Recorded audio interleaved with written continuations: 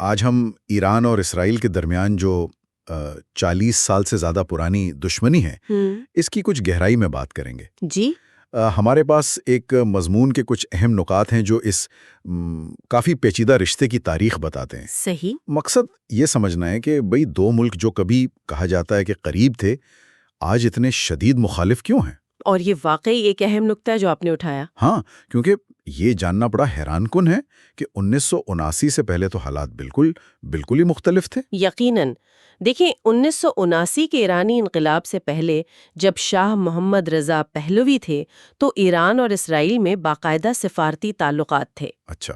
صرف سفارتی نہیں بلکہ انٹیلیجنس اور فوجی شعبوں میں بھی تعاون تھا، مطلب مشترکہ اسٹریٹجک مفادات تھے ان کے۔ مشترکہ مفادات کس قسم کے؟ خاص طور پر آپ کہہ لیں خطے میں کچھ عرب قوم پرست تحریکیں تھیں، ان کے حوالے سے دونوں میں ہم آہنگی تھی۔ آج کی صورتحال سے بالکل مختلف منظر تھا وہ۔ تو پھر یہ اتنی بڑی تبدیلی، یہ ڈرامائی تبدیلی آئی کیسے؟ مطلب 1979 کے انقلاب نے کیا کیا؟ دیکھیں 1979 کا انقلاب ہی وہ فیصلہ کن موڑ تھا۔ شاہ کی حکومت ختم ہوئی، آیت اللہ خمینی کی قیادت میں اسلامی جمہوریہ قائم ہوئی۔ جی۔ اور اس نے آتے ہی سب کچھ الٹ دیا۔ نئی حکومت نے فوراً ایک انتہائی سخت اسرائیل مخالف موقف اپنایا۔ سخت موقف؟ جی، اور یہ صرف کوئی پالیسی کی تبدیلی نہیں تھی، یہ ایک گہری نظریاتی تبدیلی تھی۔ نظریاتی تبدیلی؟ اس کا کیا مطلب ہے؟ عملی طور پر کیا ہوا؟ اس کا مطلب یہ تھا کہ نئی ایرانی حکومت نے صرف یہ نہیں کہا کہ ہمیں اسرائیل کی پالیسیاں پسند نہیں، بلکہ انہوں نے اسرائیل کے وجود کے حق کو بھی ماننے سے انکار کر دیا۔ یہ تو بہت بنیادی بات ہے۔ بالکل، یہ ایک بنیادی نقطہ ہے، اور اس کے فوراً بعد ایران نے خطے میں جو اسرائیل مخالف مسلح گروہ تھے، خاص طور پر لبنان میں حزب اللہ، ان کی کھل کر مالی اور عسکری مدد شروع کر دی۔ اچھا۔ تو یہ تعلقات میں ایک ایسی تبدیلی تھی جہاں سے واپسی ممکن نہیں تھی۔ مضمون بھی اسی بات پر زور دیتا ہے کہ یہ تبدیلی کتنی اچانک اور مکمل تھی۔ اور پھر اسی دوران مطلب 80 کی دہائی میں ایران عراق جنگ بھی چل رہی تھی، ایک لمبی خونی جنگ۔ جی ہاں۔ اس جنگ کا ایران اسرائیل تعلقات پر کیا اثر پڑا؟ دیکھیں ایران عراق جنگ جو 1980 سے 88 تک چلی، اس نے جو پہلے سے تناؤ تھا نا، اسے اور پیچیدہ کر دیا۔ اب اگرچہ ٹیکنیکلی اسرائیل اس جنگ میں براہ راست شامل نہیں تھا، لیکن خطے میں طاقت کا توازن تو بدل رہا تھا۔ صحیح۔ اسرائیل نے ایران کے بڑھتے ہوئے اثر و رسوخ کو، اس کی فوجی طاقت کو اپنے لیے ایک طویل مدتی خطرہ سمجھنا شروع کیا۔ یعنی ایران کا اثر بڑھ رہا تھا خطے میں۔ جی، اور خاص طور پر جب ایرانی قیادت کی طرف سے ایسے بیانات آنے لگے کہ اسرائیل کو صفِ ہستی سے مٹا دیا جائے گا۔ یہ تو بہت سخت زبان ہے۔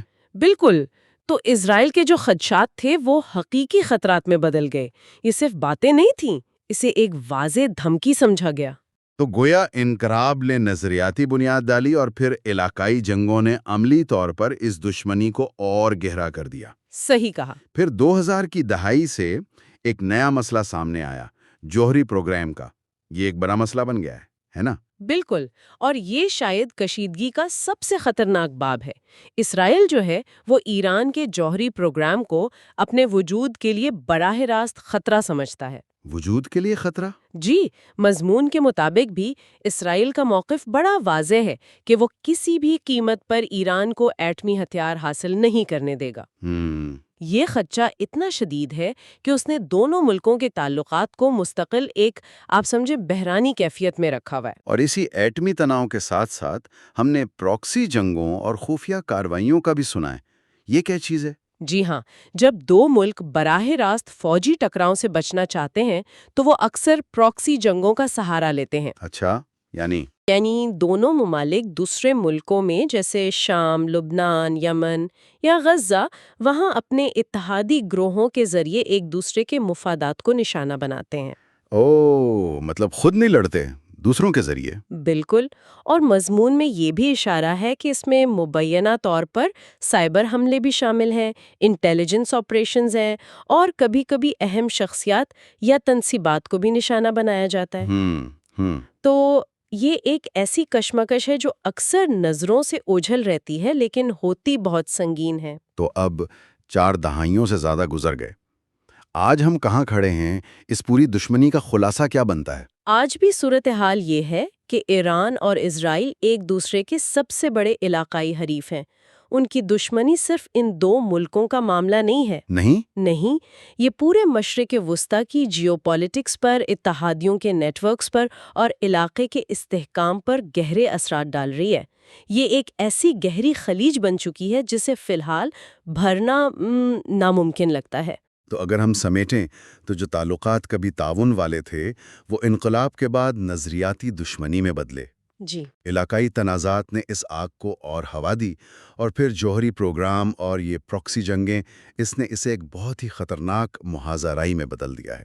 آپ نے بالکل صحیح خلاصہ کیا، اور اس تاریخی پس منظر کو سمجھنا اس لیے ضروری ہے کہ یہ بتاتا ہے کہ یہ دشمنی کتنی گہری ہے، اس کی کتنی جہتیں ہیں اور یہ کتنی پیچیدہ ہے۔ صحیح۔ یہ کوئی معمولی اختلاف رائے نہیں ہے، یہ دہائیوں پر محیط، نظریات اور قومی سلامتی کے تصورات پر مبنی ایک بنیادی ٹکراؤ ہے۔ اور شاید ہمارے سننے والوں کے لیے سوچنے کی بات یہی ہے کہ یہ تعلقات وقت کے ساتھ کیسے بدلے ہیں، اور مستقبل میں اس پیچیدہ اور بظاہر جس کا کوئی آسان حل نظر نہیں آتا اس تنازع کے علاقائی اور شاید عالمی استحکام پر کیا اثرات ہو سکتے ہیں۔